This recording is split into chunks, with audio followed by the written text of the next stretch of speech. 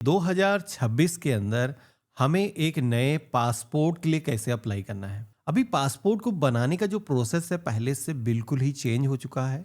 यहाँ पर आपको लेटेस्ट तरीका दिखाऊंगा कैसे आप खुद से अपने मोबाइल फ़ोन से अप्लाई कर सकते हो, वो भी पेपरलेस प्रोसेस से। जी हाँ दोस्तों, आप पासपोर्ट के लिए खुद से अप्लाई कर पाओगे और इसी के साथ में पासपोर्ट आपका बन करके आपके घर के पते पर पोस्ट के माध्यम से आ जाएगा। इसके लिए सबसे पहले तो आपको अपना प्ले स्टोर ओपन करना है और यहाँ पर आपको सर्च करना है पासपोर्ट सेवा। तो आप सभी के सामने मिनिस्ट्री ऑफ एक्सटर्नल अफेयर की जो पासपोर्ट सेवा एप्लीकेशन है वो आ जाएगी। आपको इसे डाउनलोड कर लेना है। हम यहाँ पर एप्लीकेशन को ओपन करेंगे तो हमारे सामने एप्लीकेशन का जो इंटरफेस है कुछ इस तरीके का आएगा। अब यहाँ पर कई सारे ऑप्शन दिख रहे हैं, जैसे कि पासपोर्ट के लिए अप्लाई करना हो, उसका स्टेटस जानना हो, या फिर आपको फीस कैलकुलेट करना हो, कितनी फीस पड़ेगी, अपॉइंटमेंट अवेलेबिलिटी के बारे में जानना हो, तो सारी इंफॉर्मेशन यहाँ पर दी गई है। डॉक्यूमेंट के बारे में भी जानना हो तो यहाँ पर क्लिक करके जान सकते हो। अप्लाई कैसे करना है तो इसके लिए होम पेज पर आएंगे और अप्लाई फॉर पासपोर्ट सर्विस इस ऑप्शन पे क्लिक करेंगे। अब यहाँ पर अप्लाई करने से पहले आप सभी के सामने लॉगिन का ऑप्शन आ चुका है। तो यहाँ पर आप सभी को पासपोर्ट सेवा पोर्टल पर सबसे पहले तो आपको अपनी लॉगिन आईडी क्रिएट करना है, तभी आप अपना जो पासपोर्ट है उसके लिए अप्लाई कर पाओगे। तो इसके लिए हम क्या करेंगे, साइन अप के ऑप्शन पे क्लिक करेंगे क्योंकि हम पहली बार आ रहे हैं। और इसके बाद में पासपोर्ट ऑफिस वाला जो ऑप्शन है यहाँ पर हमें सेलेक्ट करना है और अपना जो फुल नेम है जैसे कि हमारे डॉक्यूमेंट पर है उसी तरीके से हम यहाँ पर अपना जो नेम है वो दर्ज करेंगे। इसके बाद में ईमेल आईडी के सेक्शन में आना है। तो यहाँ पर आपकी जो जीमेल आईडी है वो यहाँ पर दर्ज कर लेना है। यहीं पर एक ऑप्शन मिलेगा कि आप अपनी जो ईमेल आईडी है क्या आप उसे लॉगिन आईडी भी बनाना चाहते हो। तो ये अगर आप यस के ऑप्शन पे क्लिक कर दोगे तो अलग से आपको जो लॉगिन आईडी क्रिएट करने के लिए बोला जा रहा था वो करने की ज़रूरत नहीं है। आप अपनी जो ईमेल आईडी है उसे ही लॉगिन आईडी बना सकते हो। तो ये बेहतर एक डिसीजन रहेगा। हम यहाँ पर चेक अवेलेबिलिटी के ऑप्शन पे क्लिक करेंगे तो हमारी जो ईमेल आईडी है वो पोर्टल पर अभी यूज़ नहीं हुई है, अवेलेबल है, हम इसे यूज़ कर सकते हैं। इसके बाद में हमें अपना जो पासवर्ड है वो यहाँ पर सेट करना है। तो पासवर्ड के लिए बता देता हूँ कि पासवर्ड यहाँ पर मिनिमम 8 कैरेक्टर का होना चाहिए। एग्जाम्पल के लिए मैंने दिखा रखा किस तरीके का आप अपना जो पासवर्ड है वो रख सकते हो। अब इतना करने के बाद में आपको रजिस्टर के ऑप्शन पे क्लिक करना है। तो आपने जो जीमेल आईडी इंटर करी है उस ईमेल आईडी को वेरीफाई करने के लिए उस पर वेरिफिकेशन के लिए एक ओटीपी कोड सेंड किया गया है, जो कि आप अपना जो जीमेल बॉक्स है इनबॉक्स के अंदर देखोगे तो एक मेल आया होगा पासपोर्ट डिपार्टमेंट की तरफ से, आपको देखना है और यहाँ पर आकर के वो जो कोड दिया गया है आपको इंटर करना है। तो हमारे केस में यहाँ पर मैंने इंटर कर दिया है। रजिस्टर के ऑप्शन पे क्लिक करेंगे तो इस तरीके से आप देखोगे कि हमारा जो अकाउंट है वो यहाँ पर क्रिएट हो चुका है। अब हम लॉगिन करके पासपोर्ट के लिए अप्लाई करेंगे। तो हम अपनी जो ईमेल आईडी है यहाँ पर दर्ज करेंगे, कंटिन्यू के ऑप्शन पे क्लिक करेंगे और इसके बाद में ओटीपी वाला जो ऑप्शन है या फिर पासवर्ड वाला, दोनों में से एक को सेलेक्ट कर लेंगे। और जैसे कि हम ओटीपी को सेलेक्ट कर रहे हैं तो हमने सेलेक्ट किया है। अब हमारे ईमेल पर अगेन एक ओटीपी जाएगा लॉगिन करने के लिए, यहाँ पर आपको दर्ज करना है और इसके बाद में लॉगिन के ऑप्शन पे क्लिक करना है। तो इस तरीके से एप्लीकेशन के अंदर हम लॉगिन हो चुके हैं। अब पासपोर्ट के लिए अप्लाई करने के लिए फ्रेश पासपोर्ट, री इशू पासपोर्ट, यहाँ पर जो चेक नाउ का ऑप्शन दिया गया है इस पर हम क्लिक करेंगे। स्किप फॉर नाउ के ऑप्शन पे क्लिक करेंगे, नेक्स्ट करेंगे। अब यहाँ पर कुछ क्वेश्चन आएंगे जिनको ध्यान से आपको सेलेक्ट करना है, जिसमें कि तो हम यहाँ पर नया पासपोर्ट बना रहे हैं, इसके लिए फ्रेश के ऑप्शन पे क्लिक करेंगे और इसके बाद में टाइप ऑफ एप्लीकेशन के सेक्शन में आना है। नॉर्मल और तत्काल का ऑप्शन मिलता है तो हम यहाँ पर नॉर्मल वाला जो ऑप्शन है वो सेलेक्ट करेंगे। तत्काल के केस में 2000 रुपये ज़्यादा पड़ते हैं और साथ ही में कुछ एडिशनल डॉक्यूमेंट की भी ज़रूरत पड़ती है। तो इसके बारे में हमने एक डिटेल वीडियो बना रखा। तत्काल प्रोसेस से अगर आपको बनाना है तो हम आपको वीडियो के डिस्क्रिप्शन में या फिर आई बटन पे वीडियो दे देंगे, जहां पर क्लिक करके आप देख सकते हो। इसके साथ ही में टाइप ऑफ बुकलेट के सेक्शन में आना है तो हम यहाँ पर नॉर्मल पासपोर्ट बनाएंगे। तो इसके लिए 36 पेजेस वाला जो ऑप्शन है वो सेलेक्ट करेंगे और इसके बाद में सेव एंड नेक्स्ट के ऑप्शन पे क्लिक करेंगे। अब यहाँ पर आप सभी को जो इन्फॉर्मेशन दर्ज करना है वो आपके पासपोर्ट पर प्रिंट होकर के आएगी। यहाँ पर आपको अपना जो कंप्लीट नाम है, पूरा अपना जो नाम है दर्ज करना है। पहला जो सेक्शन है यहाँ पर आपको अपना फर्स्ट नेम और मिडिल नेम यहाँ पर गिवन नेम के सेक्शन में फिल करना है। साथ ही में जो सरनेम का सेक्शन दिख रहा है, तो अगर आपके नेम के अंदर गुप्ता, शुक्ला, यादव कुछ ऐसा सरनेम लगा हुआ है तो वो आप यहाँ पर दर्ज करोगे। इसके बाद में आप सभी को मेल फीमेल जो भी जेंडर है सिलेक्शन करना है। अगेन कुछ क्वेश्चन आएंगे जहाँ पर पूछा जाता है क्या आपने ऊपर जो नाम दर्ज किया है इसके अलावा भी आपका कोई दूसरा नाम है, या फिर आपने इससे पहले कभी भी आप अपना जो नाम है आपने चेंज किया है, तो मेरे केस में ऐसा कुछ नहीं है। हम यहाँ पर नो नो के ऑप्शन पे स्लाइड कर देंगे। डेट ऑफ बर्थ के सेक्शन में आना है। यहाँ पर आप सभी को जैसे कि आपके डॉक्यूमेंट पर आपकी डेट ऑफ बर्थ है, सेलेक्ट करना है, डेट को चूज करना है और यहाँ पर पूछा जाएगा कि आपका जो जन्म स्थान है क्या वो इंडिया के बाहर है। तो नहीं भाई, हम एक इंडियन सिटीजन है। हम यहाँ पर नो के ऑप्शन पे क्लिक करेंगे। आपका जो भी जन्म स्थान है, उस शहर का नाम, गांव का नाम यहाँ पर आप दर्ज करोगे। मैरिटल स्टेटस के सेक्शन में आना है, तो यहाँ पर आप शादीशुदा हो या फिर अनमैरिड हो, आप अपने अकॉर्डिंग यहाँ पर सिलेक्शन करेंगे। यहाँ पर आप सभी को जो सिटीजनशिप है इंडिया की किस तरीके से मिली है, तो हमें जो है इंडिया की जो सिटीजनशिप है वो जन्म से मिली हुई है। हम यहाँ पर बर्थ वाला जो ऑप्शन है वो सेलेक्ट करेंगे और इसके बाद में आपको अपना जो पैन नंबर है अगर आपके पास में मौजूद है दर्ज करना है। वोटर आईडी कार्ड अगर आपका बना हुआ है तो वो जो नंबर है यहाँ पर दर्ज करना है। अब ये दोनों चीज़ें ज़रूरी नहीं है। अगर आपके केस में कोई डॉक्यूमेंट ऐसा है जो अभी तक नहीं बना है तो वो ब्लैंक छोड़ सकते हो, वैसे इसका जो नंबर है यहाँ पर दर्ज किया जाएगा।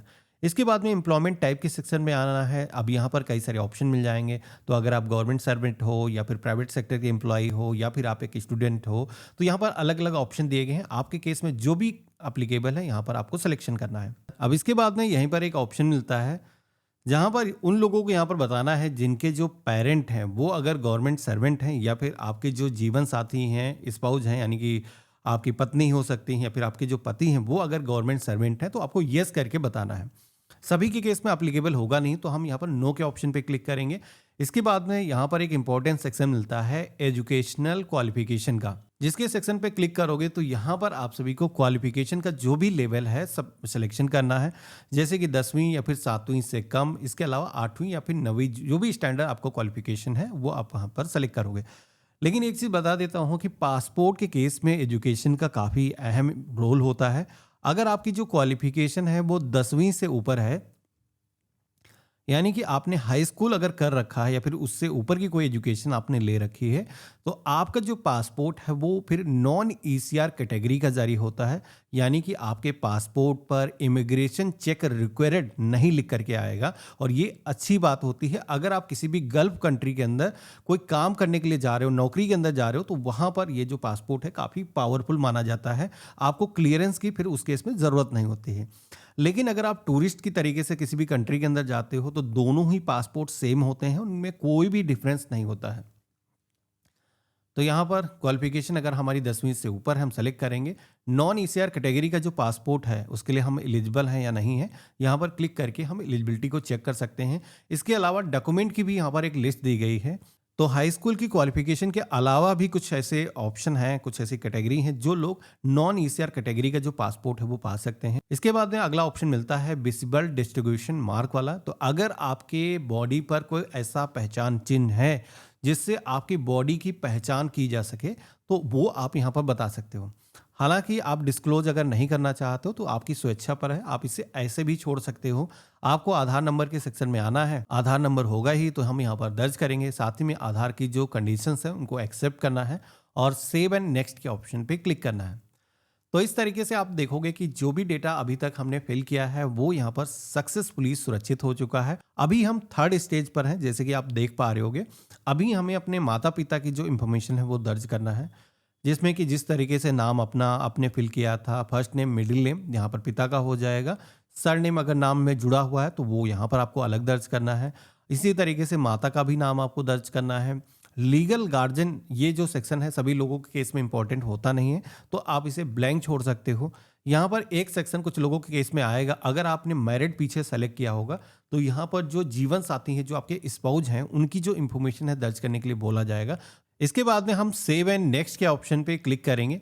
तो अब हमारे सामने अगला जो इंटरफेस आएगा जहां पर हमें अपना जो एड्रेस है वो यहां पर दर्ज करना है। तो सबसे पहले आप सभी का जो प्रेजेंट एड्रेस है वो इंडिया के बाहर नहीं होगा, तो यहां पर हम नो के ऑप्शन पे क्लिक करेंगे। इसके बाद में आप सभी को अपना जो हाउस नंबर है, जो भी बिल्डिंग अपार्टमेंट का नाम है, अगर आप शहरी क्षेत्र से हो तो वो आपको यहाँ पर दर्ज करना है।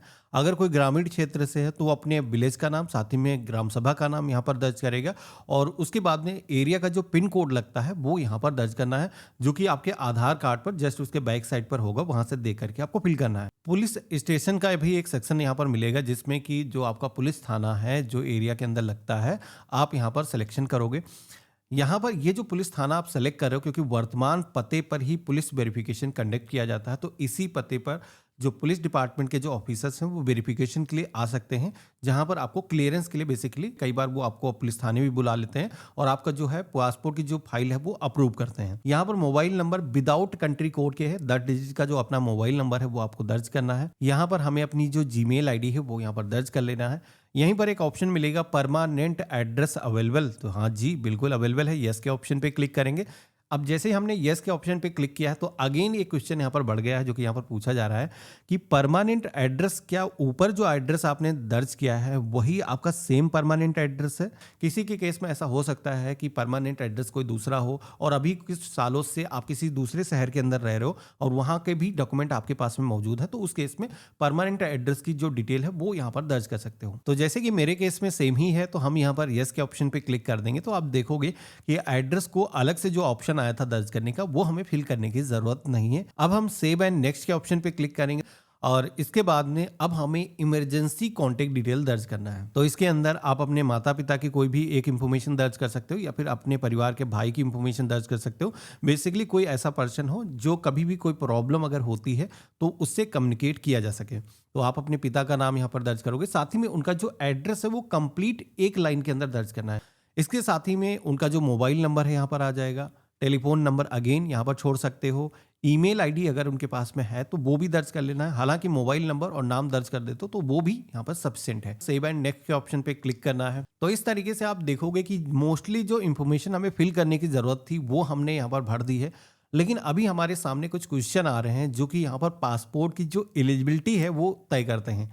यहाँ पर आप सभी से पूछा जाता है क्या इससे पहले आपका जो पासपोर्ट है कभी भी होल्ड किया गया है या फिर हेल्ड किया गया है? तो मेरे केस में ऐसा नहीं है, हम पहली बार पासपोर्ट के लिए अप्लाई कर रहे हैं, तो सभी में नो के ऑप्शन पे क्लिक करना है और इसके बाद में सेव एंड नेक्स्ट के ऑप्शन पे क्लिक करना है। अब जैसे आप देखोगे कि हमने इतना किया है तो अगेन हमारे सामने कई सारे क्वेश्चन आ चुके हैं, तो यहाँ पर एक पूरी लिस्ट मिल जाती है। सभी में नो के ऑप्शन पे क्लिक करते हुए चले जाना है और इसके बाद में पेज में आपको नीचे की तरफ आना है। यहाँ पर आपको सेव एंड नेक्स्ट के ऑप्शन पे क्लिक करना है।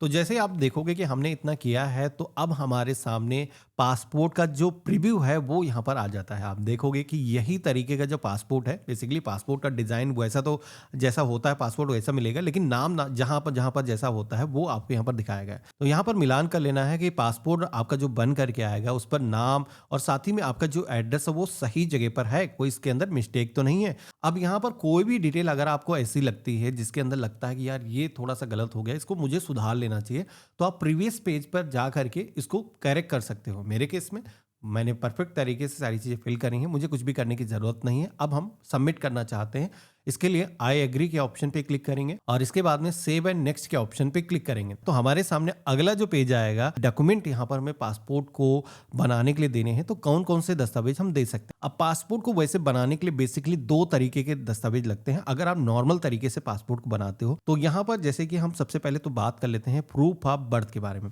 तो यहाँ पर लिस्ट दी गई है जिसमें आप देखोगे कि क्लिक करेंगे तो ढेरों डॉक्यूमेंट के ऑप्शन यहाँ पर दिए गए हैं। अगर आप सभी का बर्थ सर्टिफिकेट बना हुआ है या फिर हाई स्कूल की मार्कशीट है या फिर आप सभी के पास में ड्राइविंग लाइसेंस है, इलेक्शन फोटो आइडेंटिटी कार्ड है, तो वो आप यहाँ पर दे सकते हो, यानी कि वोटर आईडी कार्ड दे सकते हो।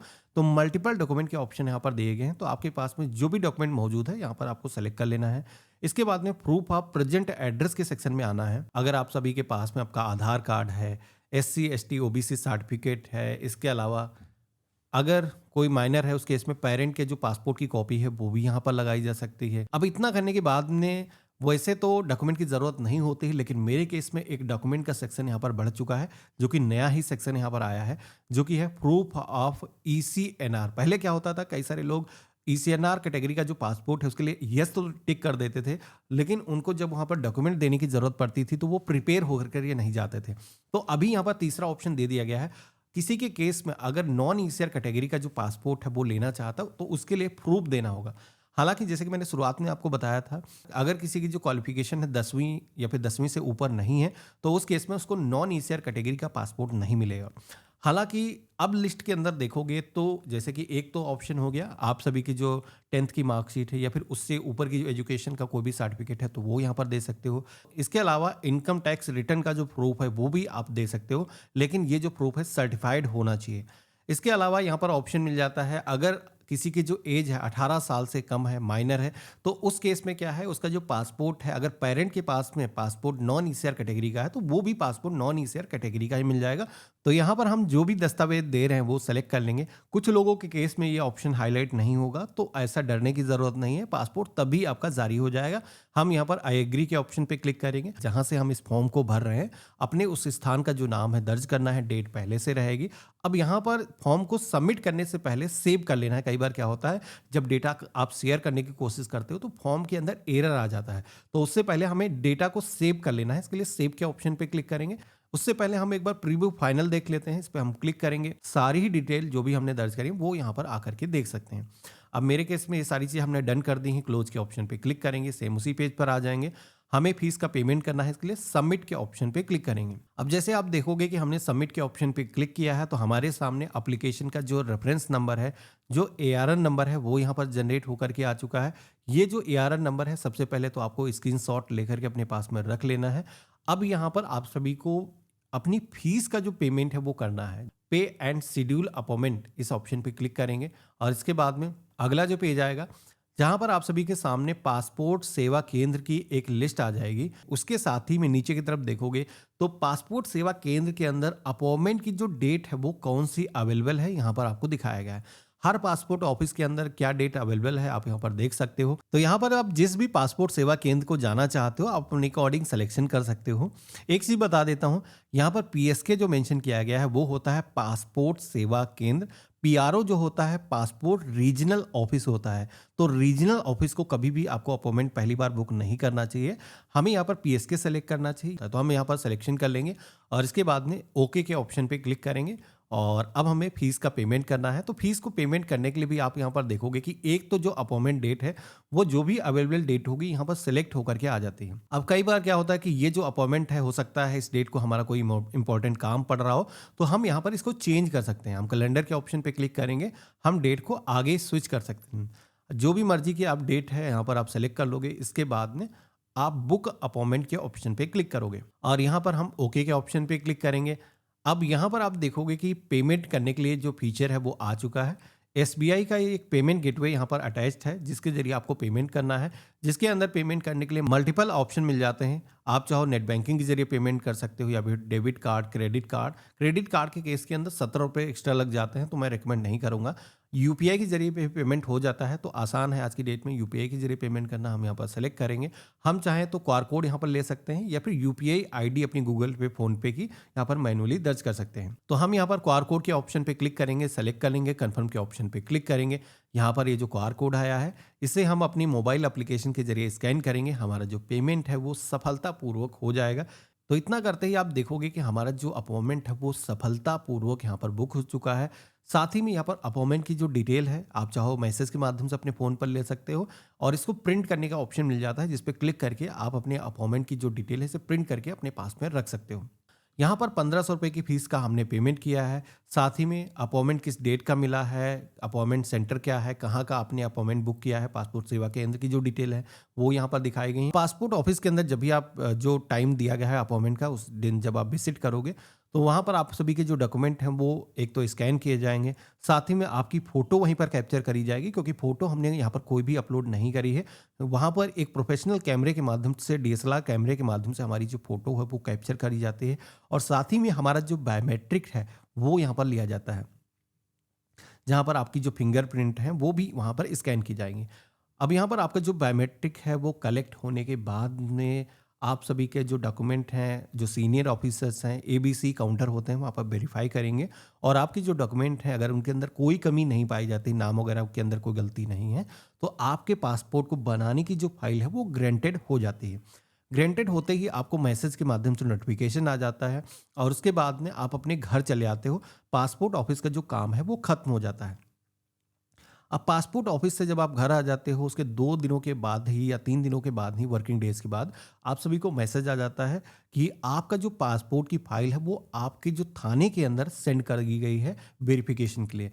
तो अगर आप पे कोई भी क्रिमिनल केस नहीं है, थाने के अंदर कोई भी प्रकरण इससे पहले आपके नाम पर रजिस्टर्ड नहीं है, तो आपका जो पुलिस वेरिफिकेशन है वो आसानी से हो जाता है। अब यहाँ पर ये सारे डॉक्यूमेंट आप थाने के अंदर सबमिट करते हो तो उनकी तरफ से आपकी जो एप्लीकेशन है उसको डिजिटल तरीके से ही अप्रूव कर दिया जाता है और आपका जो पासपोर्ट है 1 से 2 दिनों के अंदर प्रिंटिंग के लिए चला जाता है और प्रिंट होकर के आपके घर के पते पर पोस्ट के माध्यम से आ जाता है। आशा करता हूँ ये वीडियो आपको काफ़ी यूज़फुल लगा होगा। वीडियो को लाइक करिएगा, चैनल पे अगर आप नए हैं सब्सक्राइब कर लेना ऐसे ही यूज़फुल वीडियो के लिए। और हम मिलते हैं ऐसे ही एक नए वीडियो में, तब तक के लिए गुड बाय, जय हिंद।